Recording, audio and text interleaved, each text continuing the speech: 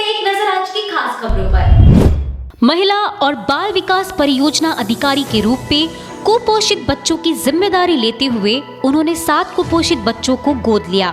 इन बच्चों के शारीरिक विकास के लिए उन्हें पौष्टिक खाद्यान्न के साथ साथ विभिन्न आवश्यक वस्तुएं भी वितरित की गई।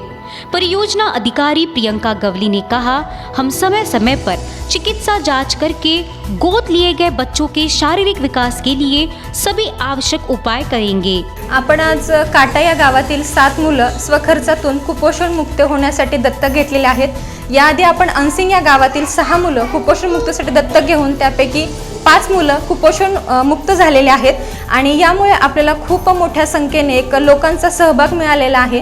आणि या आपल्याला आजच्या उपक्रमामध्ये आपण त्यांना गहू असतील, हिरवे मूग, शेंगदाणे, गूळ, पेंड खजूर यासारख्या जीवनयुक्त वस्तू प्रोव्हाइड करत आहोत।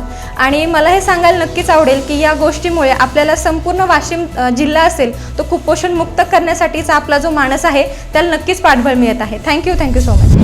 स्वास्थ्य विभाग की ओर से 31 जनवरी को राष्ट्रीय पल्स पोलियो अभियान चलाया गया, जिसके तहत 5 वर्ष तक के बच्चों को पोलियो रोधी दवा पिलाई गई।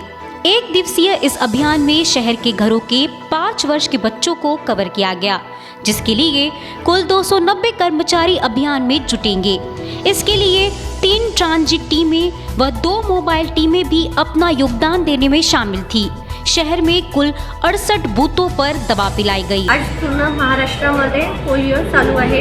आतापर्यंत मी 70 मुलांना पोलिओ पाजलेला आहे आणि असंच आमचं चालू राहील। आणि जिथूनही तुम्हाला माहिती होत आहे की पोलिओ चालू आहे तर तुम्ही आपल्या मुलांना 2 बूंद जिंदगी के पिलाए क्यों ये जरूरी है।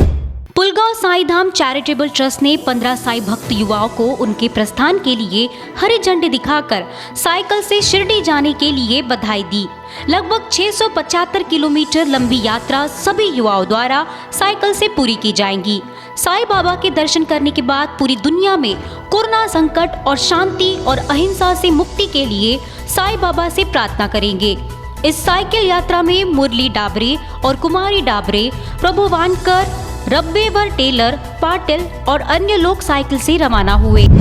कोरोना संकट के बीच भारतीय रेलवे ने पुलगांव में 2 ट्रेनों का स्टॉप रोक दिया है, जिसमें हावड़ा मेल अमरावती जबलपुर एक्सप्रेस का समावेश है। पिछले कुछ दिनों से उपरोक्त ट्रेन यहां नहीं रुकने से यात्रियों को कठिनाइयों का सामना करना पड़ा।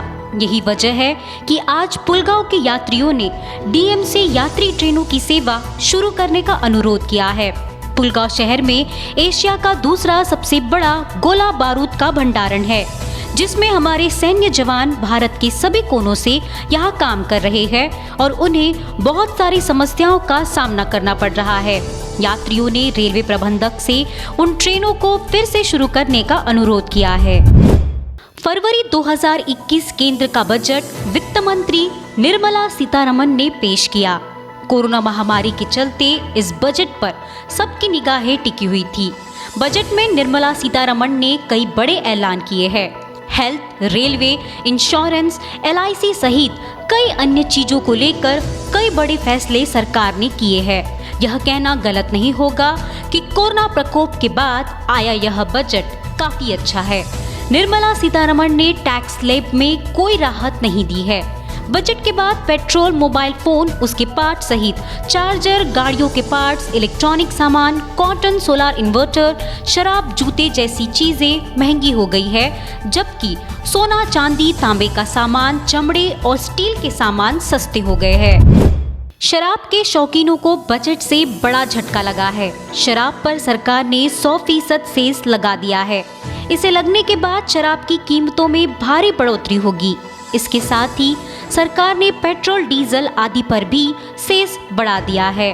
पेट्रोल पर 2.5 रुपए, डीजल पर 4 रुपए एग्रो इंफ्रा सेस लगाया गया है। इससे कई वस्तुओं के दाम बढ़ सकते हैं।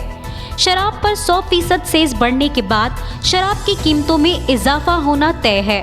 अलग अलग राज्यों में शराब की कीमतें अलग है। शराब को GST के दायरे से बाहर रखा गया है। ऐसे में विभिन्न राज्यों में शराब की कीमतों में लगने वाले टैक्स की दर से हिसाब से कीमतों में इजाफा होगा। 3 कृषि कानूनों के विरोध में बड़ी संख्या में किसान दिल्ली की सीमाओं पर 2 महीने से प्रदर्शन कर रहे हैं। इस आंदोलन के दौरान अब तक दर्जनों किसानों की मौत हो चुकी है। इस बीच सोशल मीडिया पर एक वीडियो वायरल है जिसमें देखा जा सकता है कि एक टैंकर कुछ महिलाओं को कुचलते हुए निकल गया। बता दें कि गाजीपुर बॉर्डर पर बिजली काटने के बाद सुबह के समय जब पानी बंद किया गया तो गाजियाबाद नगर निगम जबरन पानी के टैंकर ले जाने लगा। महिला किसान आगे लेट गई तो महिलाओं के ऊपर ट्रैक्टर चढ़ाकर यूपी सरकार अपने पानी के टैंकर वापस ले गई, जिसमें कुछ महिलाओं को कुचला गया। आज वित्त वर्ष 2021 का बजट पेश किया गया। बजट में बाजार को समर्थित अनेक योजनाओं की घोषणा की गई है।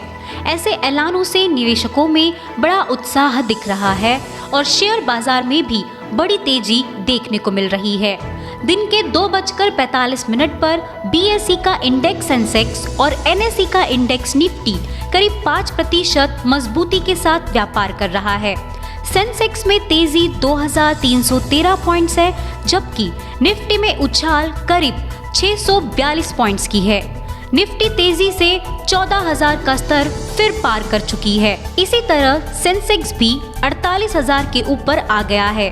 सुबह 9:15 पर सेंसेक्स करीब 350 था, जबकि निफ्टी 125 पॉइंट्स ऊपर खुला था। तमाम अपडेट्स में बने रहने के लिए देखते रहिए AGP न्यूज। हमारे चैनल को सब्सक्राइब करें और बेल आइकन दबाना ना भूलें।